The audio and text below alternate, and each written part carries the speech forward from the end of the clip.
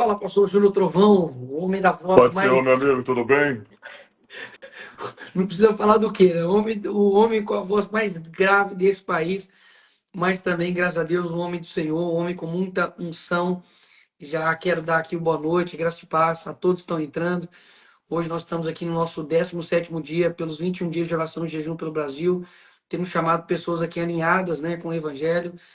Não estou aqui, mais uma vez, reafirmando para todos, né, como político, mas como um cristão, né, parte desse corpo de Cristo, onde qual nós somos cada um membro. E muito feliz, pastor, pelo teu aceite, né, ao convite de estar aqui, de dar uma palavra. Hoje eu adiantei aqui, né, que, poxa, estava fora aí de casa há alguns dias já, cheguei aqui, minha filha acordou, enfim. Então nós temos aí até 21h50 para poder falarmos e para poder orarmos pelo Brasil. Mas mais uma vez, não quero deixar aqui de te agradecer. Nos encontramos lá no CIPEC rapidamente, Foi, mas foi, quero foi. agradecer pela tua vida, por aquilo que você faz. E fique à vontade aqui, o espaço é teu e que o Espírito Santo possa falar nos nossos corações aqui hoje.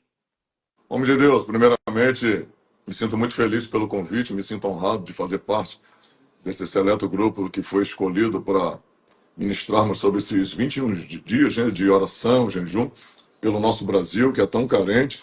E a gente sabe que o tema proposto é justamente um tema que pode mudar um curso de uma nação. Tudo começa pela oração. Homens que oram são homens que influenciaram o mundo, homens que buscaram a presença de Deus, que vivem uma vida de oração, são homens que de fato transformam o ambiente em que vivem. Então eu louvo a Deus por essa oportunidade de fazer parte desse grupo, e você acertou em cheio em clamar pelo Brasil, orar pelo Brasil, e pode ter certeza, eu vou te chamar aqui como homem de Deus, né? Como você mesmo disse, é o homem de Deus que está aqui, é o Nicolas, servo do Deus vivo, embora vai se retirar, né, o deputado, mas é um homem de Deus aqui em primeiro lugar que está aqui clamando pelo Brasil.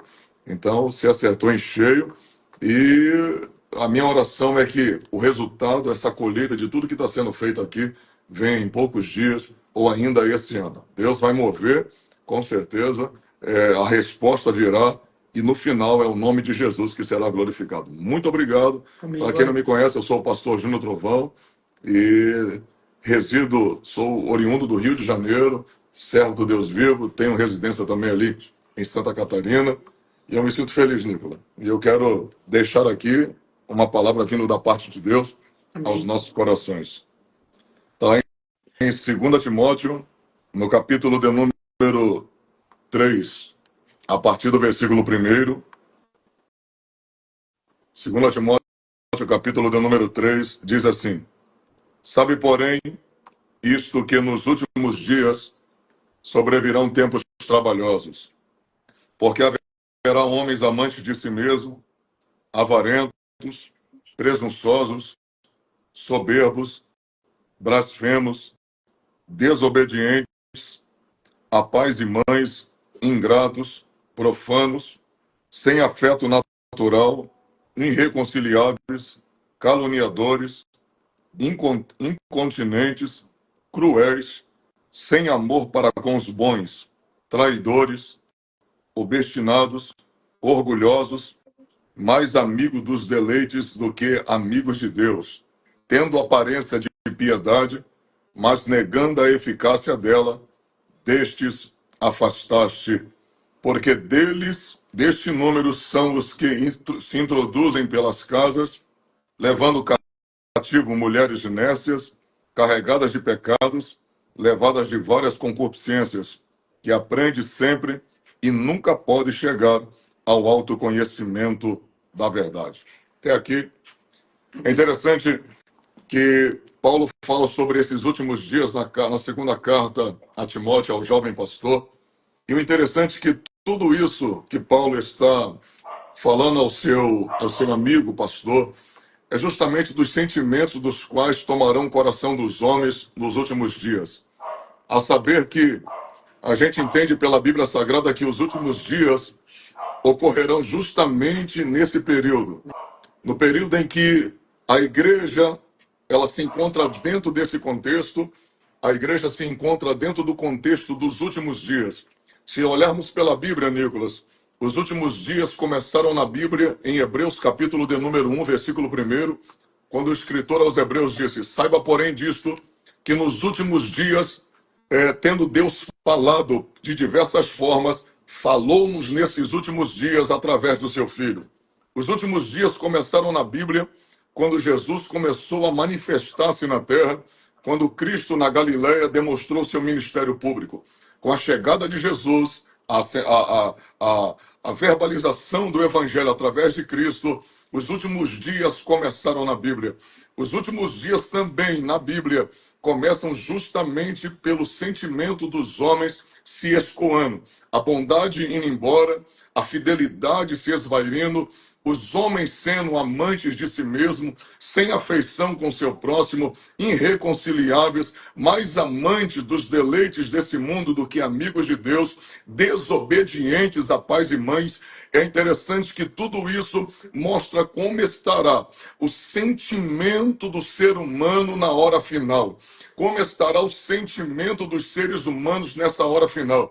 É interessante que não há uma regressão para a bondade, há uma degradação moral, há uma degradação espiritual, tanto que atinge ao que está fora, quanto ao contexto daqueles que estão fora no mundo, quanto ao contexto que estão dentro do Evangelho.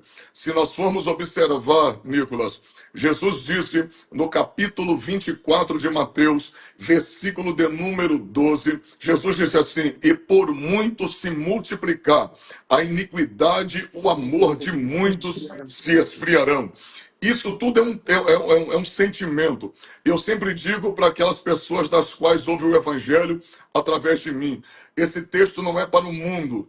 Esse texto não é daqueles para que estão lá fora, porque o mundo não pode se esfriar porque nunca foi aquecido, mas isso é para a igreja, que um dia experimentou a salvação, aqueles que experimentaram a salvação, o calor do Espírito Santo, a chegada do Espírito Santo, o convencimento do pecado, da justiça e do juízo pelo Espírito Santo, e que por algum momento se esfriaram na fé e vão permitir que a santificação vai se esvaindo e a iniquidade aumentando dentro de suas vidas. Isso é um sinal para dentro da igreja.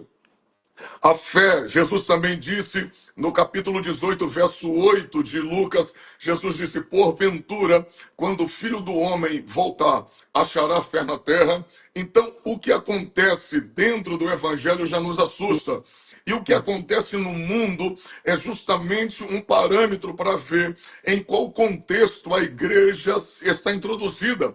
A igreja está introduzida dentro de um mundo sem afeição.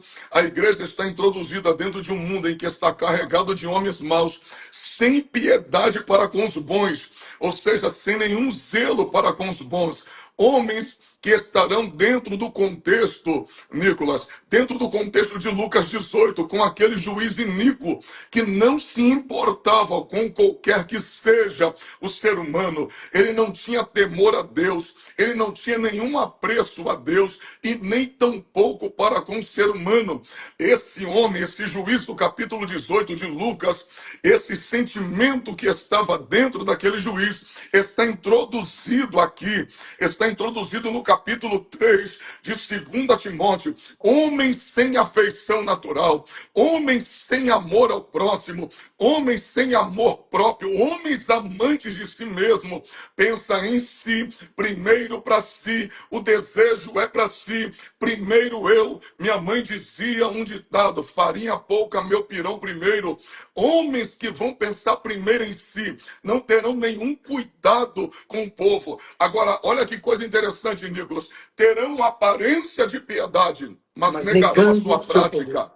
Homens que vão falar sobre a piedade, homens que vão falar sobre o amor ao sagrado, homens que vão falar até mesmo usando a palavra de Deus em seus lábios, mas negarão na sua essência, na sua obra, no seu zelo, o amor ao sagrado. Homens que com a boca falarão do sagrado, mas com as atitudes negarão o sagrado. Homens que falarão de Deus, mas terão outras atitudes que não correspondem àquilo pela qual eles haviam dito.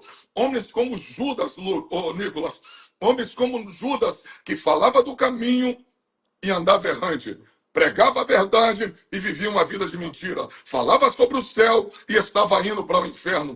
É dentro desse contexto, Nicolas, dentro desse contexto que nós estamos vivendo agora, homens dos quais vão ter, de fato, vão ter amor próprio, vão perseguir aqueles que são verdadeiros.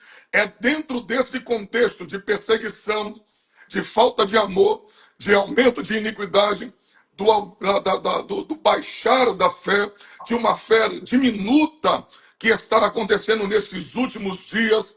Nicolas, é dentro desse contexto que os verdadeiros servos de Deus vão ter que aparecer. É Amém. dentro desse contexto que a verdadeira igreja vai ter que sobressair. A Amém. igreja, eita Jesus, a igreja não vai sair da terra num momento bom. A igreja vai sair da terra num momento de total defasagem do amor, de total defasagem da moral, de total defasagem da ética. Mas é dentro desse contexto que a igreja vai ter que sobressair. É Amém. dentro desse contexto, Nicolas, que o seu caráter vai ter que continuar aparecendo. É dentro desse contexto que o meu caráter tem que sobressair. Meu caráter como homem, meu caráter como servo, meu caráter como homem de Deus tem que sobressair. Alguém disse para mim assim: crente não pode estar no meio de homens maus. Crente não pode se envolver na política. Crente não pode estar no meio de homens que não têm a mesma fé. E eu disse, moço, luz não se brilha no meio das outras luzes. Luz tem que brilhar no meio das trevas. É no meio das trevas que o caráter de Daniel apareceu. É no meio da Babilônia que o caráter de Misael, Azarias e Ananias apareceu. Foi no meio do vale que o caráter de Ezequiel apareceu. Um mordomo de Acabe, Obadias era crente. O pior rei de Israel era Acabe. A pior rainha de Israel era Jezabel. E dentro desse contexto de homens imorais, homens que não adoravam a Deus, que não serviam a Deus, foi dentro desse contexto que um crente chamado Obadias, mordomo da corte, ele permanecia fiel. Amém. Então isso quer dizer que é dentro desse contexto terrível que a igreja está enfrentando agora, que a igreja tem que sobressair. Amém. O que está acontecendo no Brasil hoje, Nicolas, está apenas começando. Estar apenas começando. A imoralidade é apenas um pontapé. As exigências que nós estamos vivendo hoje, algumas coisas que estão sendo mudadas, a ideologia de gênero, e tudo o que está acontecendo, a moralidade indo lá embaixo, o erro se tornando verdadeiro, o errado se tornando certo, o certo se tornando errado. Os padrões morais que a igreja defende é coisa do passado, é coisa, segundo alguns, é antiquado, não se serve mais, é ultrapassado. Mas sabemos que é dentro desse contexto, perseguindo ou não perseguindo, a igreja tem que se manter fiel. E para encerrar a minha fala, estamos nos últimos dias, mas para a derrota de Satanás, eu quero encerrar a minha fala citando o capítulo 2, verso 28. Se vai ter de Joel, se vai ter muita imoralidade, se vai ter o diminuto do amor, o abaixar da fé, homens imorais do nosso meio, perseguindo a igreja, perseguindo os bons, se é dentro desse contexto onde a família é achacoalhada, aonde a moral é lançada por terra, mas é dentro desse contexto que nos últimos dias, o capítulo 2, verso 28 de Joel também tem uma promessa para nós. E há de ser que nos últimos dias, diz o Senhor, derramarei eu do meu espírito sobre Amém. toda a carne. Amém. Vossos filhos e vossas filhas profetizarão e os nossos jovens terão visões. Assim eu quero profetizar. Seu filho será cheio do Espírito Amém. Santo. A sua casa será cheia do Espírito Santo. Nenhum mal sucederá à tua vida e nem praga alguma chegará à tua tenda. Nicolas, Kamanagashuri de Reminaia, que o Senhor guarde a tua entrada, que o Senhor guarde a tua saída e que o Senhor possa cegar os teus adversários, como cegou no capítulo 19 de Gênesis, quando disse para Ló: pega na mão da tua mulher, pega pega na mão das tuas filhas e vamos sair pela porta da frente, porque eu cegarei aqueles que querem destruir tua casa. Que assim seja, que Deus te guarde, você, sua casa, seu filhinho, e que a boa e poderosa mão esteja sobre ti e a tua família. Assim diz o Senhor, que o Espírito de Deus seja derramado sobre o Brasil, que o espírito de avivamento seja derramado sobre as famílias e sobre a igreja, em nome do Senhor, porque aquilo que está atingindo o mundo não atingirá nem sua vida, nem a minha vida, nem a minha casa e nem a nossa família, em nome de Jesus. Amém. Amém e Amém. amém. Glória a Deus, glória a Deus. Vou abrir aqui, o pessoal também dá um amém. Glória a Deus, pastor, muito obrigado. A gente fica aqui com uma vontade de continuar, de ter mais. Esse versículo eu ministrei ele durante 3 anos. Meu Então eu Deus. sei de cor durante 3 anos. Porque tem vários momentos desse versículo que as pessoas não leem ou leem e ignoram, né? A Bíblia no final fala, afaste-se destes também. Nós temos, nós temos que ter um cuidado com o nosso corpo. Hoje nós estamos tendo que ministrar para evangélico. Nós estamos tendo que evangelizar para os evangélicos. E muitas dos pastores, muitas das lideranças evitam, né, em entrar em conflitos, em confrontos, mas é aí que a igreja cresce, né? Nunca foi legal ser cristão, nunca. Nunca foi legal ser cristão, nunca foi divertido você ser contrário ao mundo. Pelo contrário, né? Todas as pessoas que amaram a Cristo foram perseguidas, foram colocadas de cabeça para baixo numa cruz, foram degoladas, foram apedrejadas como Estevão. Ou seja, ser cristão de fato é uma decisão de almejar um sacrifício, porque se queremos ser como Cristo, Cristo foi crucificado. Se nós queremos ser igual a eles, nós estamos desejando que o mundo nos odeie. É isso. Então, assim, os sinais eles são muito claros, né? Eu estou longe de estudar escatologia como o Senhor ou como alguns outros aí, mas amo a palavra, amo de fato reconhecer que o Senhor ele está voltando, tem dado sinais, tem cuidado também da sua igreja, tem levantado os homens com coragem como o Senhor. E obrigado, sim, essa palavra me fortaleceu. Não tenho dúvidas que fortaleceu as mais de 5.000 pessoas, né, que estão aqui, e que o Senhor abençoe muito. É um prazer ter te conhecido. Espero depois a gente poder ter um tempo a mais para poder conversar e dialogar. E o pão de queijo pode deixar que eu levo, beleza? Amém. Amigos, só para a gente finalizar, eu queria deixar essa frase aqui. Que as pessoas, amigos, que são inimigas do Evangelho, que elas continuem nos odiando por causa de Cristo, mas que nunca odeiem a Cristo por causa de nós. Amém. Que assim seja, que as pessoas possam, se quiser, nos odiar, porque Jesus disse, por amor ao meu nome, vós serão odiados. Então, o certo é sermos odiados por causa do nome de Cristo, mas que nunca as pessoas odeiem a Cristo por causa do nosso nome. Deus, muito obrigado. Glória a Me Deus. senti muito honrado em estar nessa live contigo. E conte com as minhas orações. Ser um instrumento de Deus para essa nação. E Deus está lhe preparando para algo muito maior. Muito maior. Deus ungiu Davi com 16 anos. Mas com 30 ele sentou no trono. A partir dos 30 ele sentou lá.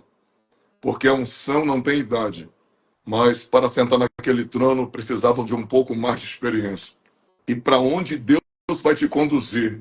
Não tem Saul, não tem perseguição, tudo leva um homem para onde Deus quer. Quando venderam José, Nicolas, venderam ele para os ismaelitas. Sabe para onde eles estavam indo? Para o Egito, no lugar que Deus ia honrar José. Até quando tentaram prejudicar José, estavam levando ele para onde Deus queria usá-lo. Assim é na sua vida. Até quando tentarem te prejudicar, vão levar você para onde Deus quer. Amém. Glória a Deus. Obrigado, pastor Júnior Trovão. Deus abençoe. Deus abençoe vocês que estiveram aqui e até amanhã. Um forte abraço. Obrigado. Abraço.